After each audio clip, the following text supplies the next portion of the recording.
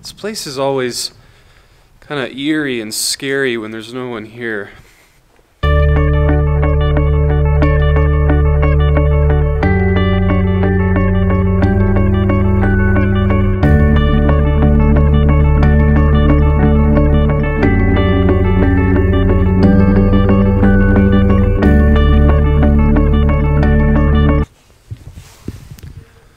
The last couple of days have been a tease in terms of the weather.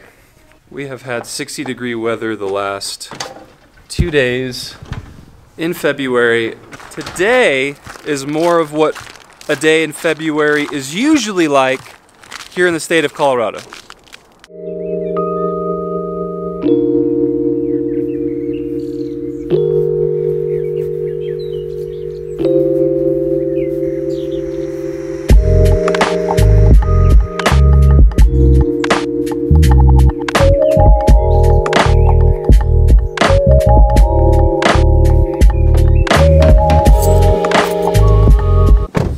Heading out to a meeting for our student retreat coming up in like a week and a half.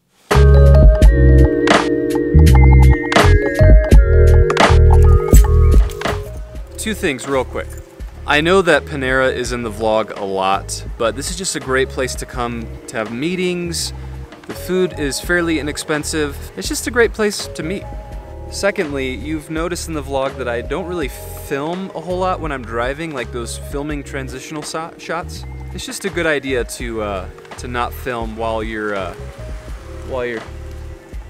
that's the guy I'm meeting with, while you're driving.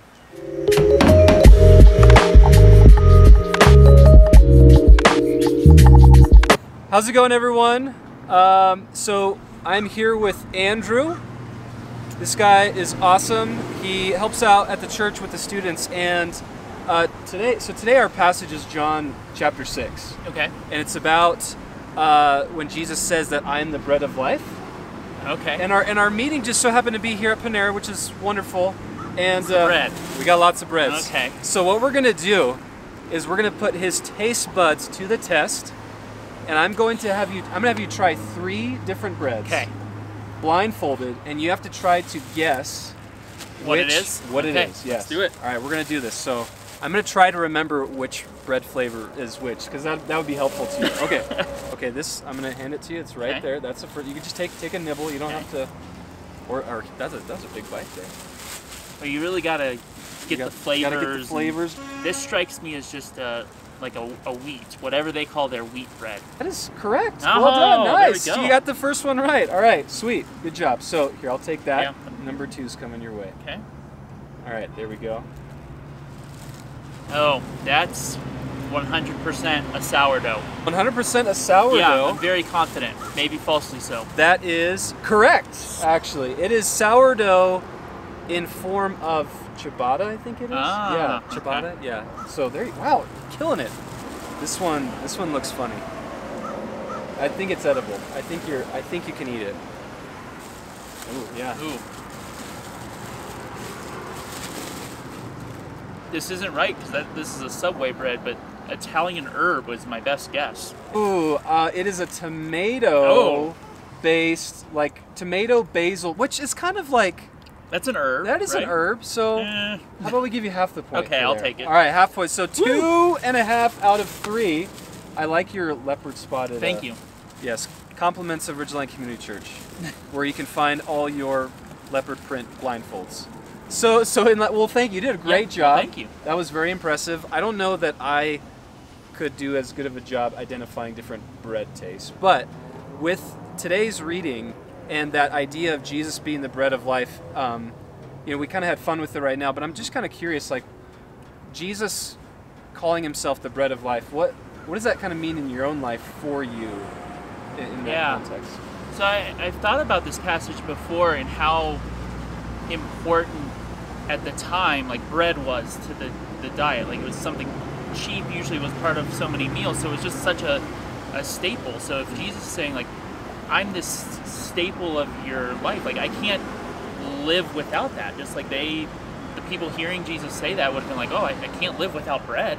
Like, I've got to be able to eat this. It gives a lot of energy. So, like, as I'm thinking of how that would have sounded to people at the time and how I'm interpreting it now, it's like he is such a foundational part of my life, and I can't live outside of having that bread, something that is going to energize me, it's going to sustain me over the course of time, and that's my big takeaway from that. And the thing I love about that story too is he talks about Moses and in the wilderness when the people got the manna from heaven and how the only thing that could sustain them right there. Right, exactly. And then Jesus was like, I'm the fulfillment of that.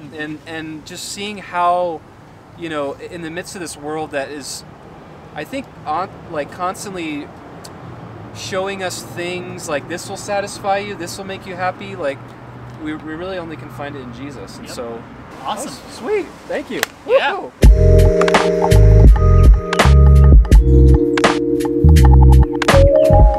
That was awesome hanging out with Andrew. Just really good insight into our passage for today. Check out this view. This is a nice view. Check this out.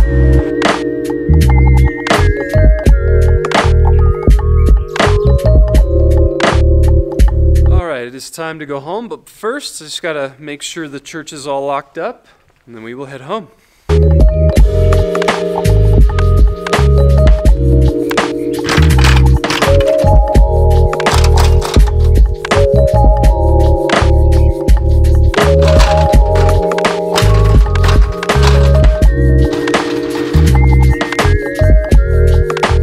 I really appreciated what Andrew shared today, because that was really the focus of today's vlog.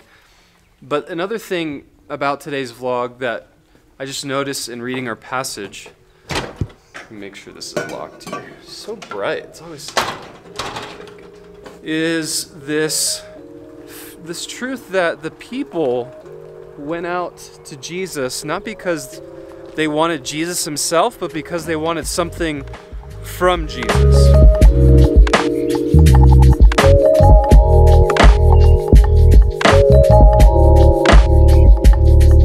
And I think that's a good question to ask ourselves, that do we go after the things that Jesus gives us, or do we want Jesus himself?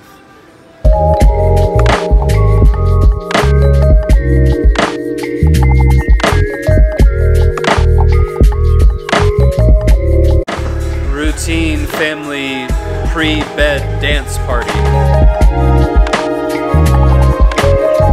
Is Jesus the object of your affections, or the means of getting what it is that you want?